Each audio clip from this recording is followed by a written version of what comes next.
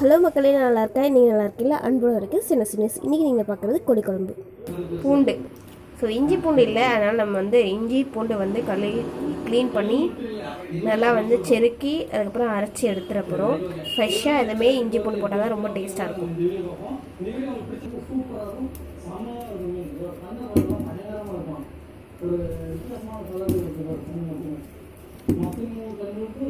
So 3 வெங்காயம் எதுக்குன்னா, இப்போ நம்ம 2 வெங்காயம் சிக்கன் குழம்புக்கு சிக்கன் எடுத்து வச்சுருக்கோம். ஐஸில் இருக்குது. ஸோ அதனால் கொஞ்ச நேரம் ஆறட்டும், கூழ் போட்டோம் அப்படின்னு சொல்லிட்டு தண்ணி ஊற்றி வச்சுருக்கேன். இஞ்சி செருக்கி வச்சுருக்கேன். இப்போ இதை கட் பண்ணிவிட்டு நம்ம இஞ்சி பூண்டு ஆக்கிடலாம். ஸோ பூண்டு ரெண்டுத்தையும் சேர்த்து அரைச்சி பேஸ்ட்டாக காட்டுறேன். இஞ்சி பூண்டு பேஸ்ட்டு அரைச்சி ஃப்ரெஷ்ஷாக எடுத்து வச்சு தக்காளி, பச்சை மிளகா, கருவேப்பிலை இது எல்லாத்தையும் கட் பண்ணி வச்சாச்சு. ஸோ அதுக்கப்புறம் நம்ம என்ன பண்ண போகிறோம்னு பார்க்கலாம். அடுப்பை பற்ற வச்சாச்சு. இப்போ நம்ம எண்ணெய் ஊற்றிக்கிறோம். கொஞ்சம் நேரம் தண்ணி காயிட்டோம். ஸோ காய்ஞ்சப்புறம் எண்ணெய் ஊற்றிக்கலாம். சியானாஸ் கோகோனட் ஆயில் தரமான குவாலிட்டியில் நியாயமான ப்ரைஸில் உங்களுக்கு கிடைக்கும். முதல் ஆர்டர் பண்ணுற ஃபஸ்ட்டு 100 பேருக்கு 10% டிஸ்கவுண்ட். மேலே இருக்க நம்பருக்கு உடனே ஆர்டர் ப்ளேஸ் பண்ணுங்கள்.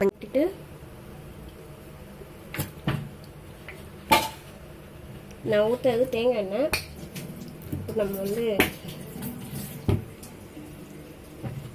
வேலைக்காய் நம்ம போட போகிறோம்.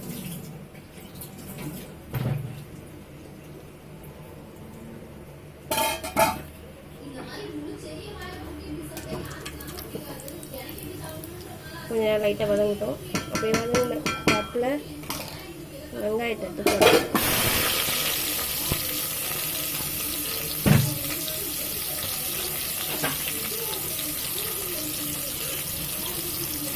அப்படி ஒரு கரட்டை இப்படி ஒரு கரட்டை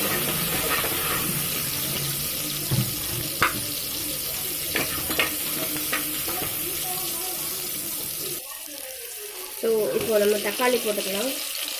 போட்டு பச்சை மிளகாய், கருவேப்பிலை எல்லாம் போட்டால் அப்படி ஒரு பரட்டு, இப்படி ஒரு பரட்டு நம்ம ஸ்டைலில். இப்போது சில பேர் சொல்லுவாங்க உப்பு போடணும், போட்டால் சீக்கிரமாக வெங்காயம் வதங்கும் அப்படின்ட்டு. ஆனால் வெங்காயத்தோட ஃப்ளேவர் உப்பு போட்டால் வேறு மாதிரி மாறுது. அதனால் கொஞ்ச நேரம் வெங்காயம் வதங்கின அப்புறம் லாஸ்ட்டாக ஊற்றணும். ஓகே,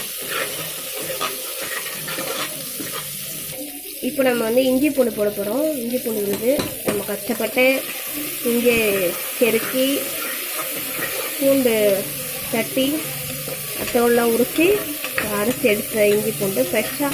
எப்போவுமே இஞ்சி பூண்டு சிக்கனு அதெல்லாம் ஃப்ரெஷ்ஷாக உடனே, மீன் அதெல்லாம் ஃப்ரெஷ்ஷாக உடனே பண்ணிடணும். அப்போ ரொம்ப டேஸ்ட்டு அதிகமாக கொடுக்கும். சரியா, பார்க்கலாம் அடுத்தாப்பில். இது கொஞ்சம் நேரம் வேகட்டும்.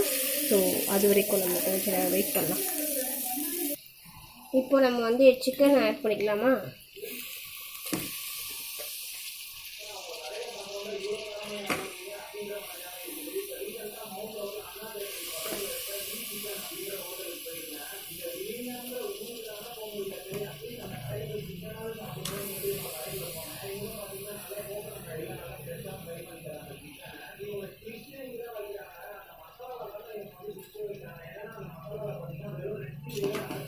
ஸோ இதெல்லாம் நல்லா மிக்ஸ் பண்ணிவிட்டு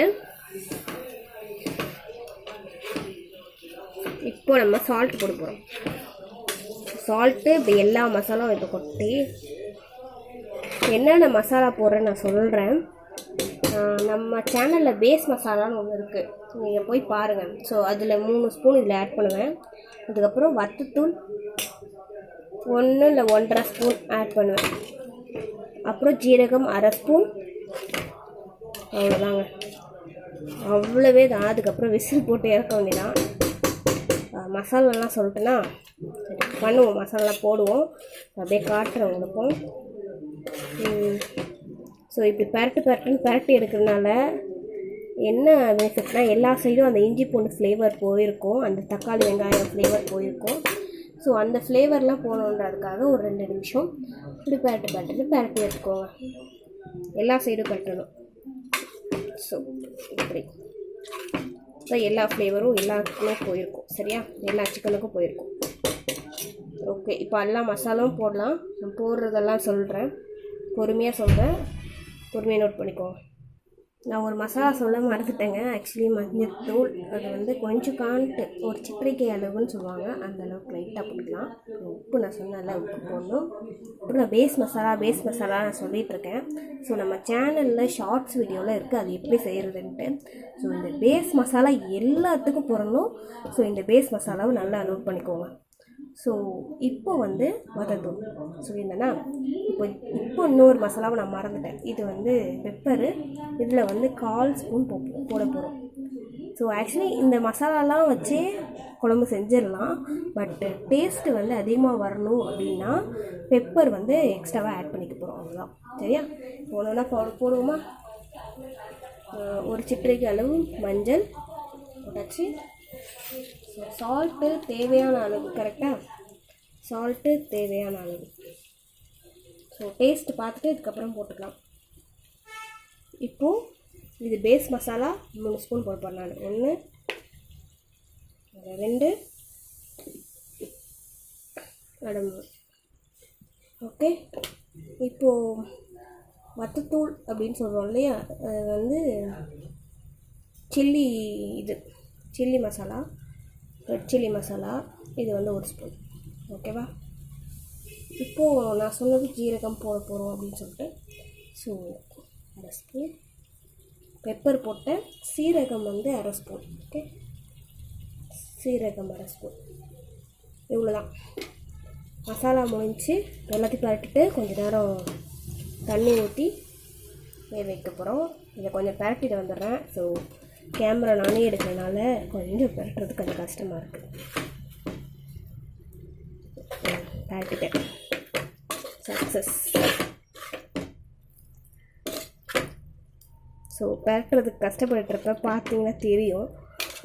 அது என்ன நானே கேமரா எடுத்துக்கிட்டு இருக்கேன்னா அதனால் பார்க்குறது ரிஸ்க் புரியும்னு நினைக்கிறேன். ஸோ பார்க்க எப்படி இருக்கு? செம்மையாக இருக்குல்ல?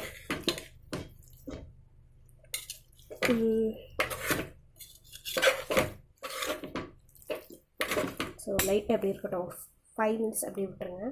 ஸோ இதெல்லாம் வந்து இந்த மசாலாலாம் பிடிச்சிருக்கும். முடித்த பிறகு கொஞ்ச நேரம் கழிச்சு தண்ணி ஊற்றி க்ளோஸ் பண்ண போகிறோம். ஓகே, பார்க்க எப்படி இருக்கு? நல்லா இருக்குல்ல? டேஸ்ட்டும் செம்மையாக இருக்கும். இப்போது நம்ம வந்து தண்ணி ஊற்ற போகிறோம். ஸோ கொஞ்சமாக ஊற்றிக்கிட்டேன். என்ன விசில் போட்டு அப்புறம் பார்ப்போம். ஓகே,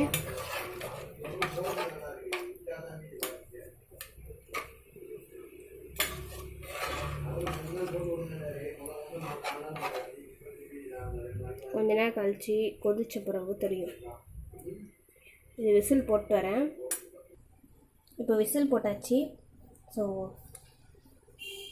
ஒரு 3 விசில் வந்தால் போதும்னு நினைக்கிறேன். 3 4 விசில் வரைக்கும். சரியா, கோழி குழம்பு ரெடிங்க. செம்மையாக இருக்குது, செம்ம டேஸ்ட்டாக சூப்பராக இருக்குது. நம்ம சேனல் வீடியோ பிடிச்சிருந்தா சப்ஸ்கிரைப் பண்ணுங்கள், ஷேர் பண்ணுங்கள், லைக் பண்ணுங்கள், கமெண்ட் பண்ணுங்கள். தேங்க்யூ ஃபார் வாட்சிங்.